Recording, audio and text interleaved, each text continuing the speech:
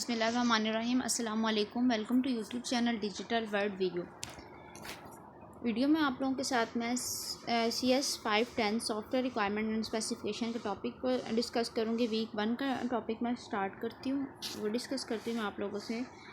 अब फर्स्ट इसमें जो चीज़ आती है कि हमें सॉफ्टवेयर रिक्वायरमेंट स्पेसिफिकेशन की SRS की हमें ज़रूरत क्यों पड़ी इस कोर्स को स्टडी करने के लिए।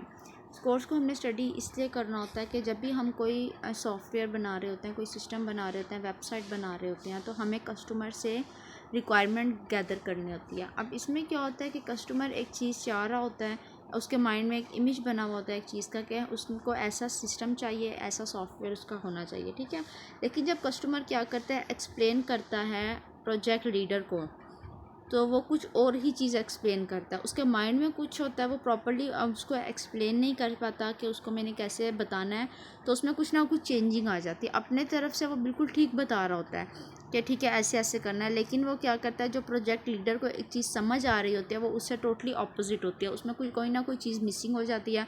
और इसी तरह जब प्रोजेक्ट लीडर उसको अंडरस्टैंड करने के बाद एनालिस्ट डिज़ाइन को बताता है, जब एनालिस्ट डिज़ाइनर जो होता है वो उसको डिज़ाइन करता है, डिज़ाइनर, तो उसमें भी कोई ना कोई चीज़ उसको अपोजिट समझ आ रही होती है। इस तरह हर रिक्वायरमेंट, हर स्टेज पे कोई ना कोई रिक्वायरमेंट मिसिंग होती है, माइंड में कुछ होता है, समझ कुछ आ रही होती है। और एट दी एंड जो प्रोजेक्ट डॉक्यूमेंटेड फॉर्म में जब आता है तो वो उससे टोटली अपोजिट होता है जो कस्टमर की नीड होती है। अब इसमें क्या होता है कि कोई माइंड में कुछ आ रहा होता है, जब आगे एक्सप्लेन करता है नेक्स्ट पर्सन को, तो उसके माइंड में एक और इमेज बनता है, वो उसके अकॉर्डिंग अपना वर्क परफॉर्म करता है। इसी चीज़ों से बचने के लिए हमें किस चीज़ की ज़रूरत पड़ी, SRS की, सॉफ्टवेयर रिक्वायरमेंट स्पेसिफिकेशन की, जिसमें क्या होता है हम स्टेप बाय स्टेप डिटेल में स्टडी करते हैं, अपने रिक्वायरमेंट को गैदर करते हैं, डिफरेंट टूल्स यूज़ करते हैं, डिफरेंट डिज़ाइनिंग मॉडल्स यूज़ करते हैं डेवलप करने के लिए अपने प्रोजेक्ट को। अब कोर्स के हमारे जो ऑब्जेक्टिव्स हैं उसमें सबसे पहले क्या आता है कि हमने SRS के रोल को अंडरस्टैंड करना है कि क्यों ज़रूरत पड़ती है हमें SRS के सॉफ्टवेयर प्रोजेक्ट में, और डिज़ाइन करने के लिए SRS के इसेंशियल नेचर को हमने अंडरस्टैंड करना है। उसमें हम स्टडी करेंगे इसकी टेक्निक्स को, नोटेशंस को, हम कौन से मेथड्स यूज़ करते हैं, प्रोसेसेस जो यूज़ होते हैं इसमें, और टूल्स यूज़ होते हैं SRS में प्रोजेक्ट को डेवलप करने के लिए। टॉपिक इसमें जो कवर होंगे, सबसे पहले वो आ जाएगा software requirement basic concept. Software requirement के बेसिक कॉन्सेप्ट्स क्या हैं, क्यों हमें इसकी ज़रूरत पड़ती है, क्या सॉफ्टवेयर रिक्वायरमेंट्स है, क्या चीज़ इसकी हमें क्यों ज़रूरत पड़ती है, और कौन इसको मतलब सॉफ्टवेयर रिक्वायरमेंट्स को एक्सप्लेन करते हैं, कौन होते हैं। वो हमारे पास क्लाइंट्स आ जाते हैं, यूज़र्स आ जाते हैं, जो हमारे कस्टमर्स होते हैं, एक्सप्लेन करते हैं रिक्वायरमेंट्स को। अब SRS प्रोसेस, SRS की डेफिनेशन आ जाती है MCQs में भी और शॉर्ट क्वेश्चन में भी। SRS क्या है, सीक्वेंस ऑफ एक्टिविटीज़ है that need to be perform in the requirement phases. अब रिक्वायरमेंट फेजेस है हमारे पास, उसमें हमारे पास सीक्वेंस ऑफ एक्टिविटीज़ है, हमने रिक्वायरमेंट गैदर कर ली क्लाइंट से। अब उसमें क्या है, हमने एक सीक्वेंस बना लिया कि हमने फ़र्स्ट पे ये वर्क परफॉर्म करना है, सेकंड पे हमने पहले हमने फर्स्ट पे हमारे पास आ गया कि हमने एक आर्किटेक्चर डिज़ाइन करना है, रिक्वायरमेंट राइट डाउन कर लें, उसके बाद हमने आर्किटेक्चर डिज़ाइन राइट डाउन बनाना है, उसके बाद कोडिंग होगी, फिर डिज़ाइन टेस्टिंग। इस तरह क्या होता है, स्टेप बाय स्टेप फेजेस आ जाते हैं। अब इसमें क्या है, सीक्वेंस ऑफ एक्टिविटीज़, एक प्रॉपर सीक्वेंस है एक्टिविटीज़ का जो इसको हमें ज़रूरत होती है परफॉर्म करने के लिए रिक्वायरमेंट फेज़ में, उसको हम क्या कहते हैं, SRS प्रोसेस कहते हैं, जिसमें हर एक चीज़ क्या हो रही होती है, सीक्वेंस वाइज एक्टिविटीज़ परफॉर्म हो रही होती हैं। रिक्वायरमेंट एलिस्ट्रेशन, अब इसमें आ जाता है हमारे पास ये एक ऐसा प्रोसेस है जिसको हम यूज़ करते हैं डिस्कवर करने के लिए, रिव्यू करने के लिए, डॉक्यूमेंटेड फॉर्म में प्रोजेक्ट को लाने के लिए, और अंडरस्टैंड करने के लिए यूज़र की नीड्स और सिस्टम की स्पेसिफिकेशंस को, कि सिस्टम की क्या स्पेसिफिकेशंस होनी चाहिए और यूज़र हमें जो बता रहा है उसकी क्या नीड है, क्या कॉन्सेंट्रेंट्स हैं सिस्टम के लिए, सिस्टम के बारे में यूज़र के पास। उस चीज़ को हमने क्या होता है प्रॉपर्ली अंडरस्टैंड करके उसको समझना होता है। हमने अच्छे से अंडरस्टैंड कर लिया, उसको रिव्यू किया, हर एक चीज़ उसके बारे में हमने डिस्कवर करनी है, सिस्टम के बारे में क्या जो यूज़र हमें बता रहा है, और उसको डॉक्यूमेंटेड फॉर्म में हम ले आते हैं। नेक्स्ट है रिक्वायरमेंट मॉडलिंग।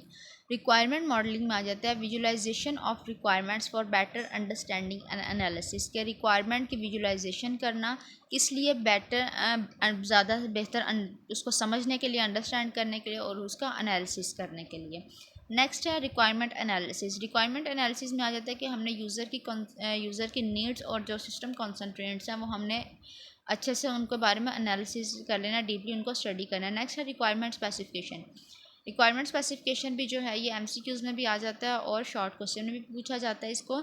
ये एक ऐसा प्रोसेस है जो डॉक्यूमेंट, इस प्रोसेस में डॉक्यूमेंट हो जाते हैं यूज़र की नीड्स और सिस्टम कॉन्सेंट्रेंट्स क्लियरली और प्रिसाइजली। हर एक चीज़ क्या होती है इसमें हमारे पास डॉक्यूमेंटेड फॉर्म में आ जाती है, क्लियर होती है हर एक चीज़। Verification and validation. अब वेरिफिकेशन और वैलिडेशन दोनों क्या है, डिफरेंट थिंग्स हैं। ये आगे टॉपिक में डिटेल में स्टडी करवाऊंगी मैं आपको कि इन दोनों में मेजर डिफरेंस क्या है। अब ये प्रोसेस है इंश्योर करने का कि सिस्टम रिक्वायरमेंट्स कंप्लीट हैं, करेक्ट हैं, कंसिस्टेंट हैं और क्लियर हैं। अब ये देखिए 4 चीज़ें आ रही हैं इसमें, complete, correct, consistent and clear. आगे जाके इन सब में क्या होगा डिफरेंट क्लियरली पता लग जाएगा। नेक्स्ट है रिक्वायरमेंट मैनेजमेंट। अब रिक्वायरमेंट मैनेजमेंट में आ जाता है कि जो हमारी इंजीनियरिंग सॉफ्टवेयर रिक्वायरमेंट इंजीनियरिंग की एक्टिविटीज़ हैं उनको हमने प्रॉपर्ली मैनेज कैसे किया है, उसको हमने जो एक्टिविटीज़ हैं उनको प्रॉपर्ली स्केड्यूल कर लिया कि इतने टाइम में, इतने डेज़ में ये एक्टिविटीज़ हैं कंप्लीट कर लेंगे। इसको कौन से लोग कोऑर्डिनेट कर रहे हैं, इनको प्रॉपर्ली फॉर्म में डॉक्यूमेंटेड कर देना। नेक्स्ट है ट्रेसेबिलिटी। ट्रेसेबिलिटी में आ जाता है कि आपको रिक्वायरमेंट की कोई सोर्स पता होता है तभी आप उसको आइडेंटिफाई कर सकते हैं। फॉर एग्जांपल डाटाबेस में आपने कोई भी डाटा आपने जब सर्च करना है, किसी का नेम सर्च करना है, स्टूडेंट का आपको रिकॉर्ड चाहिए, तो आपको उसका आईडी पता होगा तो आप फाइंड आउट कर सकें ना कि एग्जैक्ट यही स्टूडेंट है जिसका हमें रिकॉर्ड चाहिए। इस तरह ट्रेस कर लेते हैं आईडी के थ्रू स्टूडेंट को। अब बाय नेम हम नहीं ट्रेस कर सकते स्टूडेंट को, क्योंकि स्टूडेंट ऐसे आ जाते हैं जिनके नेम सेम होते हैं, फिर नेम सेम होने के बाद उनका फादर नेम भी सेम हो जाता है, क्लास भी समटाइम सेम हो जाती है। तो इसीलिए क्या होना चाहिए, हर स्टूडेंट का सेपरेट आईडी होता है जिससे हम ट्रेस कर सकते हैं उनको। इसी तरह रिक्वायरमेंट का भी क्या होता है, अगर तो उनका प्रॉपरली कोई भी सोर्स है उनको हम आइडेंटिफाई कर सके तो उसके थ्रू क्या होता है हम उनको ट्रेस कर लेते हैं रिक्वायरमेंट्स को। अब नेक्स्ट है इंट्रोडक्शन। व्हाट इज़ रिक्वायरमेंट, के रिक्वायरमेंट है क्या। Requirements something required, something wanted और नीडेड। जिस चीज़ की हमें ज़रूरत होती है, हम चाहते हैं, वो क्या आ जाते हैं हमारे पास रिक्वायरमेंट में आ जाते हैं। जो सब कुछ हम गैदर किससे करते हैं, क्लाइंट से, जो कस्टमर होता है उससे गैदर करते हैं। A statement of a system services और कॉन्सेंट्रेंट्स। अब सिस्टम क्या सर्विसेज पर देगा आगे एंड यूज़र्स को, उसकी जो स्टेटमेंट होती है प्रॉपर एक रिटर्न फॉर्म में लिखी हुई होती है, जो हम क्लाइंट से लेकर लिखते हैं, वो क्या हो जाती है हमारे पास रिक्वायरमेंट आ जाती है। अब जो लास्ट लाइन है इसमें, अ कंडीशन और capability that must be possessed by a system. अब ये हमें पता होना चाहिए कि क्या कंडीशन हो, क्या कैपेबिलिटीज़ हो, जो सिस्टम हो, जो हम मतलब एक सिस्टम पोजेस्ड जो सिस्टम बना रहे हैं उसकी क्या कैपेबिलिटीज़ होनी चाहिए। ये सब कुछ हम किस में गैदर करते हैं, रिक्वायरमेंट्स में। अब ये एमसीक्यूज़ भी आ जाता है, जो लास्ट लाइन है ना ये एमसीक्यूज़ में भी आती है। एमसीक्यूज़ क्या आता है इसमें, IEEE ये एमसीक्यूज़ में देते हैं, आपने कोई एक सिलेक्ट करना होता है। अब नेक्स्ट है वाई रिक्वायरमेंट इज़ नीडेड। हमें रिक्वायरमेंट की नीडेड क्यों पड़ती है। Requirements from the basics for all software product. Requirements क्या होती हैं, जितने भी हमारे सॉफ्टवेयर प्रोडक्ट्स हैं सबके लिए क्या ज़रूरी होती है। हमें पता होगा रिक्वायरमेंट कैसी हैं, देन ही हम कोई भी सॉफ्टवेयर प्रोडक्ट है हम वो डेवलप कर सकते हैं ना, कि हमारी ये रिक्वायरमेंट हमने उसके मुताबिक काम करने। जब आपको पता ही नहीं है, आपके पास एक आप चीज़ बनाने जा रहे हैं, आपको पता ही नहीं है कि इसकी फंक्शनैलिटीज़ क्या होंगी, फ्यूचर सिस्टम जब डेवलप होगा तो फ्यूचर में इसकी क्या ये सर्विसेज प्रोवाइड करेगी। जब आपको एक चीज़ पता ही नहीं है देन आप उसको कैसे डेवलप करना स्टार्ट करेंगे। इसलिए क्या होता है हमें रिक्वायरमेंट की ज़रूरत होती है। अब चैलेंजेस आ जाते हैं जब हम रिक्वायरमेंट गैदर कर रहे होते हैं। अब इसमें मेजर चैलेंजेस हैं, 2 हो जाते हैं। एक तो ये ऑटोमेटेड नहीं है, मतलब खुद से डेवलप मतलब रिक्वायरमेंट खुद से गैदर नहीं होंगी, हमें करनी पड़ेंगी। अब उसमें क्या होता है, दूसरा चैलेंज ये आता है कि लोगों का जो इंटरेक्शन है वो इसमें इन्वॉल्व होगा। जो फ्यूचर में जो एंड यूज़र हैं जिन्होंने सिस्टम यूज़ करना है उनसे भी मीटिंग्स करनी है कि मतलब एक ऐसा सिस्टम है, इनके इसके बारे में आपका क्या ख्याल है, आपको मतलब ये कैसे आपकी नीड को फुलफ़िल करेगा, कैसे यूज़फुल होगा आपके लिए। एंड यूज़र से भी हमने रिक्वायरमेंट्स मतलब पूछना होता है उस सब चीज़ों के बारे में। और जो क्लाइंट है हमारा कस्टमर है उससे भी हमने मीटिंग्स बार बार उससे मीटिंग्स डेवलप हेल्ड करनी है मीटिंग्स के, आपका मतलब कैसी रिक्वायरमेंट्स होनी चाहिए। हर एक चीज़ जो उसके माइंड में है हमने वो क्लियरली अंडरस्टैंड करके उसके अकॉर्डिंग हमने अपना जो सिस्टम होगा वो हमने डेवलप करना है। नेक्स्ट है why it is hard to understand requirement. अब रिक्वायरमेंट को अंडरस्टैंड करना हार्ड क्यों है। फर्स्ट चीज़ जो इसमें आती है कि visualising a future system is difficult, कि फ्यूचर सिस्टम की जो विजुलाइजेशन है वो डिफ़िकल्ट होती है। सम टाइम जो फ्यूचर सिस्टम की कैपेबिलिटी होती है वो क्लियर नहीं होती है कि उसकी फ्यूचर में जाके क्या नीड होंगी। हम रियल टाइम में वर्क कर रहे हैं, with the passage of time क्या है, टाइम चेंज हो गया, रिक्वायरमेंट भी चेंज होगी। क्लाइंट ने बोला कि ये चीज़ ऐसे नहीं करनी, आप इसमें आप ये अपडेशन कर दें, इसमें ये चीज़ ऐड कर दें आप, या इसमें डिलीट कर दें, कोई ना कोई इसमें वो चेंज आ जाता है टाइम के साथ साथ। नेक्स्ट है रिक्वायरमेंट टास्क। रिक्वायरमेंट के टास्क क्या आ जाते हैं, इनपुट एंड आउटपुट। अब इनपुट का क्या है, जो हमने लोगों के माइंड से, यूज़र की नीड्स क्या हैं, हमने जो लोगों के माइंड से लेनी है उनकी नीड्स, वो आ जाते हैं हमारे पास। इनपुट और आउटपुट क्या होती है, एक प्रिसाइज स्टेटमेंट होती है जो बताती है कि फ्यूचर सिस्टम जो है, जो सिस्टम हम डेवलप कर रहे हैं वो कैसे करेगा, क्या होगा वो सिस्टम, उसकी क्या स्पेसिफिकेशंस होंगी, कैसे वो फुलफ़िल करेगा लोगों की रिक्वायरमेंट्स को। अब रिक्वायरमेंट के एग्जांपल आ जाते हैं यहाँ पर। फॉर एग्जांपल, एक कस्टमर ने किसी भी डेवलपर को रिक्वायरमेंट दे दिया कि एक ऐसा सिस्टम बनाना है जो अलाउ करे यूज़र को कि वो सर्च कर सके बुक को। अब सर्च वो किस तरह से कर सके, उसके टाइटल से भी सर्च कर सके, उसके ऑथर के नेम से भी वो सर्च कर सके, और जो उसका इंटरनेशनल स्टैंडर्ड बुक नंबर है वो उससे भी सर्च कर सके। अब यहाँ पर देखें डिफरेंट क्यूरीज आ गई कि वो रिक्वायरमेंट दे दी है कि हर तरह से वो क्या हो, यूज़र सर्च कर सके बुक को। The user interface shall be implemented using a web browser, के जो यूज़र इंटरफेस है वो इम्प्लीमेंट किस तरह से किया जाए, वेब ब्राउज़र को। अब जब यहाँ पर एक और उसने रिक्वायरमेंट दे दी कि इंटरफेस वेब ब्राउज़र के थ्रू, मतलब वेब ब्राउज़र पे वो वेबसाइट होगी, देन ही जो यूज़र है वो उससे इंटरेक्ट कर सकेगा, सिस्टम यूज़र इंटरफेस होगा, यूज़ करते हुए वेब ब्राउज़र को यूज़ इम्प्लीमेंट किया जाएगा। तो अब इससे हमें क्लियरली हो रहा है कि जो रिक्वायरमेंट हमें दी गई है, हमने एक वेबसाइट डिज़ाइन करनी है जो इंटरेक्शन किस पे होगा, वेब ब्राउज़र को यूज़ करते हुए, और यूज़र सर्च करेगा बुक को टाइटल के थ्रू, ऑथर के थ्रू, या फिर अपने जो स्टैंडर्ड बुक नंबर है उसके थ्रू, बुक का जो नंबर होगा।